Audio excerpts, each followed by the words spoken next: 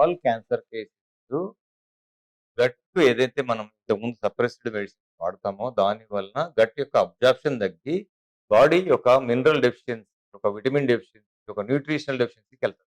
ఉమ్, దీని వలన cancers general గా వస్తాయి. ఇక్కడ గట్ డిస్టర్బెన్స్ మీరు కనుక ట్రీట్ చేస్తే కూడా క్యాన్సర్ కొంచెం సస్టైన్. దానికోసం కొన్ని ఆయుర్వేదిక్ హెర్బల్ మెడిసిన్ ఉపయోగపడతాయి Yeah. జనరల్. సో ఇక్కడ గట్ యొక్క మెయింటైన్ చేయడం కంటే గట్ డిస్టర్బెన్స్ ఎందుకు వచ్చింది, దాని వెనకాల ఏం జరిగింది, అది ఒక్కసారి మనం కనుక పాస్ట్ ఇక్కడ ఎందుకంటే ఇక్కడ క్యాన్సర్ కేసెస్ ని ట్రీట్ చేయడం కంటే వాళ్ళ యొక్క పాస్ట్ మెడికల్ హెల్త్ బేస్ చేసుకుని ట్రీట్ చేయడం ఇంపార్టెంట్. Correct correct. చాలా కేసెస్ లో మీరు సపోర్టింగ్ తీసుకోవచ్చు. అంటే వేరే మెడికల్ సిస్టమ్ మెడిసిన్స్ వాడినా సరే దీన్ని సపోర్ట్ తీసుకొని ఒక టైం తర్వాత ఆ సపోర్ట్ విత్డ్రా చేస్తారు. ఉమ్, దట్ ఈస్ ద బ్యూటీనెస్. అసలు మనకున్న ప్రాబ్లమ్స్ మీకు ఒక చిన్న ఎగ్జాంపుల్ ఇస్తాను. పిక్చర్ ఒక మనిషి అనేవాడు ఒక ఈ యొక్క ఆది మానవుడి నుంచి డెవలప్ అవుతా కొన్ని కోట్ల సంవత్సరాలు, లక్షలు కాదు, వేలు కాదు, వందలు కాదు. మీకు ఎంతమంది 100 సంవత్సరాలు 200 సంవత్సరాలు తెలిసింది ఒకవేళ జనాలు. అవును. అంతకుముందు అదే మీ జీన్స్ ఇక్కడికి వచ్చాయంటే ఇక్కడ నుంచి వచ్చాయి. కరెక్ట్. మీరు ఈ రోజు మీరు ఇక్కడ ఉన్నారు అంటే it is a reason for source నుంచే కదా ఇదంతా. సోర్స్ లేకపోతే మీరు రారుగా.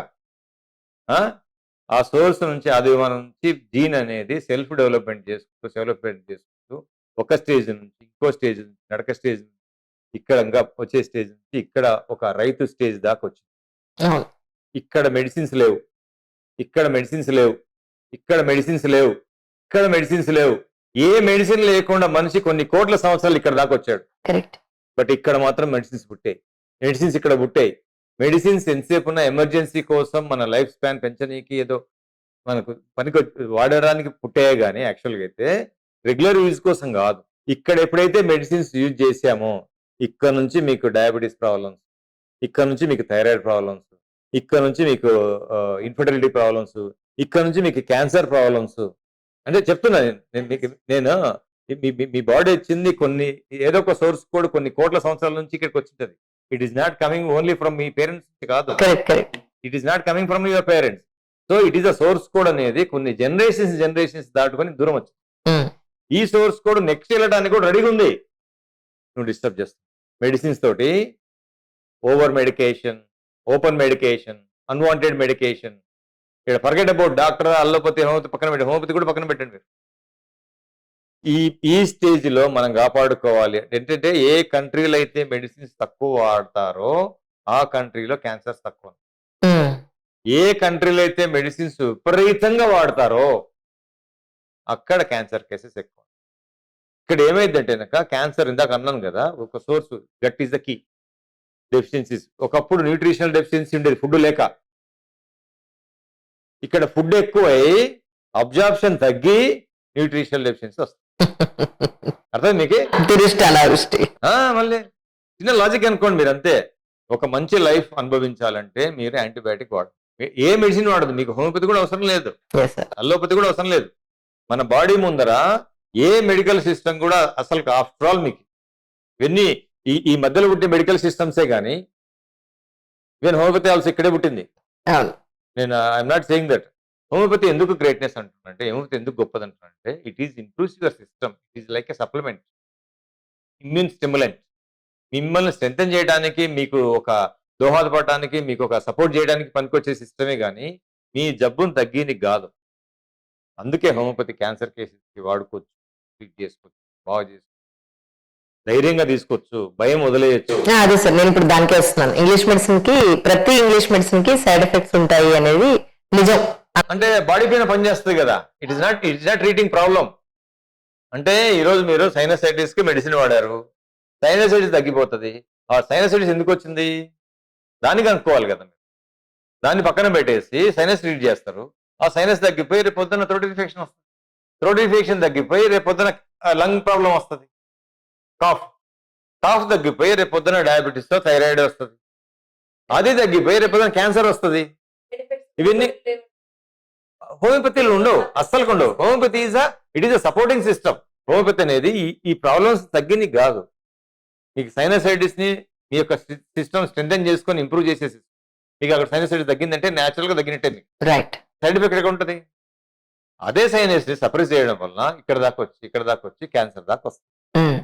అంటే మీ బాడీ వీక్ అయితే ఒక అన్కంట్రోలబుల్ సెల్యులార్ సిస్టమ్. ఇక్కడ ప్రాబ్లం ట్రీట్ చేయాలా, మనిషిని ట్రీట్ చేయాలా? మనిషిని ట్రీట్ చేయాలి. Simple logic. అండర్స్టాండ్. అందుకు homeopathy beautiful science for cancer. A medical system వాడుకోండి, హోమియోపతి సపోర్ట్ తీసుకుని మీకు క్యాన్సర్ అనేది బెటర్ కావచ్చు, నయం కావచ్చు, రేపు పొద్దున మళ్ళీ రాకపోవచ్చు, అన్ని జరగచ్చు. Actually I use homeopathy sir, open గా నేను చెప్తున్నాను. నాకు C3 C4 నెక్ లో టిష్యూ బల్జ్ అయిందని చెప్పారు. L3 L4 లో కూడా ప్రాబ్లం ఉన్నది. నెక్ చాలా ఎంత పెయిన్ ఉండేదంటే మూవ్ చేయడానికి చాలా ఇబ్బంది. అంటే కాలర్ వేసుకుని తిరిగేదాన్ని చాలా రోజులు. అంటే షూట్ ఉన్నప్పుడు తీసి పక్కన పెట్టడం, డ్రైవింగ్ కూడా చేయడానికి ఇబ్బంది అయ్యేది. సో నేను వాడాను హోమియోపతి. అది వాడిన తర్వాత నాకు మళ్ళీ రిపీట్ అవ్వలేదు. ఇక్కడ C3 C4 అన్నారు కదా, వీళ్ళకి రాలేదు C3 C4 ప్రాబ్లం, వీళ్ళకి రాలేదు C3 లేదు. పని చేస్తారు వీళ్ళు ఎక్కువ. ఇక్కడ మీరు పని చేసినా చేయకపోయినా మీ బాడీ డిజైన్ ఏంటంటే, మీరు డిస్టర్బ్ చేయకపోతే అది పర్ఫెక్ట్ గా ఉంటది. మీరు డిస్టర్బ్ చేస్తున్నారు. C3 C4 ప్రాబ్లం రావడానికి మీ యొక్క గట్లో ఉన్నటువంటి డెఫిషియన్సీసే కారణము. ఈ రోజు C3 C4 ప్రాబ్లం వచ్చిందంటే అంతకుముందు ఏదో జరుగుతుంది కానీ C3 C4 ప్రాబ్లం రాదు. వీళ్ళకి రాలేదు ఆ ప్రాబ్లం. అవన్నీ కూడా gut is the source for all issue. మీరు తినకపోయినా ఆరోగ్యం బాగానే ఉంటది, మెడిసిన్ వాడకపోతే ఆరోగ్యం ఉంటది, అంతే కదా. ఫుడ్ అనేది వీళ్ళకి లేదు, వాళ్ళ ఆరోగ్యం మానేంది. వీళ్ళకి లేదు, ఆరోగ్యం మానేంది. ఎప్పుడైతే మెడిసిన్ తిన్నారో వీక్ అయిపోయారు. కరెక్ట్. ఫుడ్ కాదు, ఫుడ్ ఇక్కడ మీరు చాలా మంది అంటారు బయట ఫుడ్ తినకూడదు, ఆ ఫుడ్ తినకూడదు అంటారు. కానీ ఫుడ్ ఎంత వరస్ట్ ఫుడ్ అని తినండి, మీరు బాగుంటే ఏం కాదు. ఎంత మంచి ఫుడ్ అని తినండి, మీ బాడీ వీక్ ఉంటే. Exactly correct. చెప్పే logic it is. I'm telling very practical science. I'm not telling any మీకు ఏదో అంటే 4 మాటలు చెప్పాలనే ఉద్దేశం కాదు. థింక్ ప్రాక్టికలీ, అనాలిసిస్ చేయండి. మీరు డాక్టర్ కానివ్వండి, లాయర్ కానివ్వండి, పోలీస్ కానివ్వండి, మిలిటరీ ఆఫీసర్ కానివ్వండి, వాళ్ళకి క్యాన్సర్ వస్తున్నాయి. ఎందుకు వస్తాయి క్యాన్సర్ మిలిటరీ ఆఫీసర్కి? రైతులకు ఎందుకు వస్తాయి క్యాన్సర్? అంత కష్టపడుతున్నారు. ఇక్కడ కష్టంతోటో ఫుడ్ తోటో ప్రాబ్లం రావడం లేదు. మీరు మెడిసిన్ వాడడం వల్ల మీ సెల్యులార్ సిస్టమ్ డిస్టర్బెన్స్ జరిగి DNA లెవెల్లో ఇది క్యాన్సర్ గా మారిపోతుంది. యాంటీబయాటిక్స్ కాకపోయినా ఇప్పుడు సప్లిమెంట్స్ వేసుకునే వాళ్ళకి కూడా ప్రాబ్లం అవసరమే లేదు మన బాడీకి. ఇదంతా సప్లిమెంట్స్ రాలే ఈ జనరేషన్ అంతా. ఎందుకు వాడతారు సప్లిమెంట్స్? మీకు ఏమో అసలు ఫుడ్ ఉంది, బాడీ తీసుకుంటది. మీరు ఫుడ్ లో నుంచి బాడీకి తెలుసు ఏం తీసుకోవాలని. మీ బాడీ బాగుంటే మీరు ఎప్పుడైతే సప్లిమెంట్ తీసుకుంటారో ఆ అబ్జార్ప్షన్ తగ్గిపోతుంది.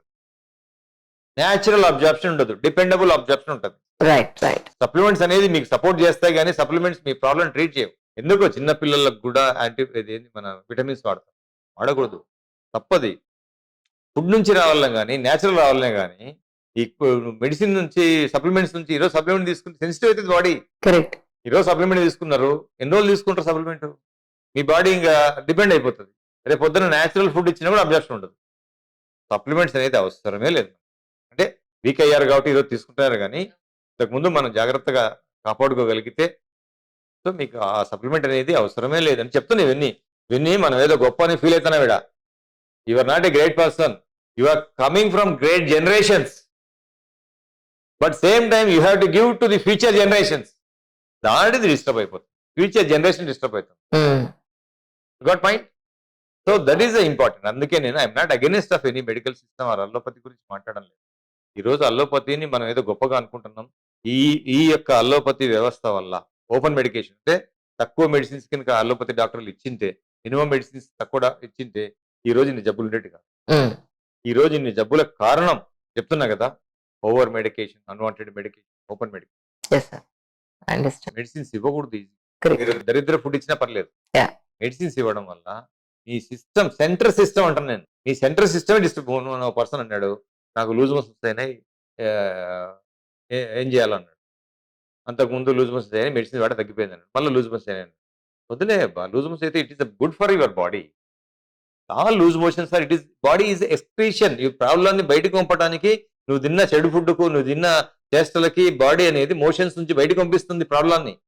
దాన్ని పట్టుకొని మళ్ళీ రివర్స్ కొడతావు ఎందుకు? ఆపేస్తే మళ్ళీ ఏమవుతుంది? గట్టి ఇష్యూ మొదలైంది. చిన్న చిన్న ఆలోచనలతోటే మనం ప్రాబ్లం క్రియేట్ చేస్తున్నాం తెలియక. అంతకంటే నేనేం ఐఎమ్ నాట్ టెలింగ్ దట్ అంతే. ఏ ప్రాబ్లం అయినా body is the strong healing system. ఇక్కడ జనరేషన్స్ నుంచి స్ట్రాంగ్ హీలింగ్ సిస్టమ్ ఉంది, మీది కాదు ఇది. దాన్ని వాడుకోకుండా మీ బాడీలోనే పెద్ద డాక్టర్ ఉన్నాడు, very big doctor. Your body is having a total strong medical system. దాన్ని వాడుకోకుండా ఆఫ్టర్ ఆల్ మెడిసిన్స్ వాడి ఎందుకు మీరు పాడు చేస్తారు? అంతే కదా. ఎవరు తీసుకొని క్యాన్సర్ ఈరోజు రానికి కారణం ఏంటంటే మనం చేసిన మిస్టేక్స్ వల్లనే. మనం మిస్టేక్ చేయకపోతే క్యాన్సర్ అనేది బై జెనెటికల్గా వచ్చేది ఉంటుంది, కొందరికి జెనెటికల్గా వస్తుంది బై మిస్టేక్. దాన్ని ఏం చేయనీయలేదు, ఎవరు ట్రీట్ చేయలేకూడదు దాన్ని. ఆ జెనెటికల్గా వచ్చే క్యాన్సర్ చూస్తాం కదా, విత్ ఇన్ 1 వీక్లో 10 డేస్లో 1 మంత్లో చచ్చిపోతారు. దాన్ని ఆపనీకి లేదు, ఎందుకంటే అది ఫాస్ట్. ఓకే, అట్లా జరుగుతుంది క్యాన్సర్ కేసెస్కి. సో హోమియోపతి అనేది వండర్ఫుల్ బ్యూటిఫుల్ సైన్స్. సో ఎవరైనా మీ తెలిసిన చెప్తున్నా, అవేర్నెస్ క్రియేట్ చేయండి. అవేర్నెస్ క్రియేట్ చేసి నేను చెప్పిన హోమియోపతి వాడమని చెప్పడం లేదు, ప్రివెన్షన్ కూడా మనం ప్లాన్ చేస్తాం. ఈరోజు మీ ప్రాబ్లమ్స్ని మీరు హోమియోపతి తోటి కంట్రోల్ చేసుకుని ట్రీట్ చేసుకుంటే రేపు పొద్దున మేజర్ ప్రాబ్లమ్స్ నుంచి మీ బాడీ సేవ్ అవుతుంది. That is also beautiful science. కాకుండా నీకు ఇక్కడే ప్రాబ్లం న్యాచురల్ ట్రీట్ అయినప్పుడు ఇంకా క్యాన్సర్ ఎందుకు వస్తుంది మీకు? Cancer is a predictable. మనం ఎన్నో ప్రాబ్లమ్స్ సప్రెస్ అయితే కానీ క్యాన్సర్ స్టేజ్కి వెళ్ళదు. ఒక ప్రాబ్లం ఒక మనిషికి వచ్చిందంటే కనుక ఎన్నో జరుగుతాయి కానీ ఆ ప్రాబ్లం రాదు. మొన్న ఒక ఆయన చెప్తున్నాడు, నాకు నడుస్తుంటే సడన్ గా తెలియకుండా ఏదో చిన్న దెబ్బ తగిలింది, మోకాళ్ళ నొప్పి వచ్చింది అంటాడు. దెబ్బ వలన మోకాళ్ళ నొప్పి రావడంలే, ఆల్రెడీ మోకాలు వీక్ అయిపోయి కాల్షియం సిస్టమ్ వల్ల డిస్టర్బెన్స్ జరిగి దెబ్బ అనేది ఒక ఆప్షన్. రైట్, మనకు కనిపించే ఒక చిన్న సిమ్టమ్ అంతే అది పైకి. ఇవన్నీ కూడా మీకు కొంచెం కొద్దిగా కన్ఫ్యూజన్ ఉంటాయి కానీ బట్ థాట్ ప్రాసెస్ ని రివర్స్ చేస్తాను అంతేనే. Correct correct. మీరు దెబ్బ చూస్తున్నారు, నేను రివర్స్ చేస్తాను.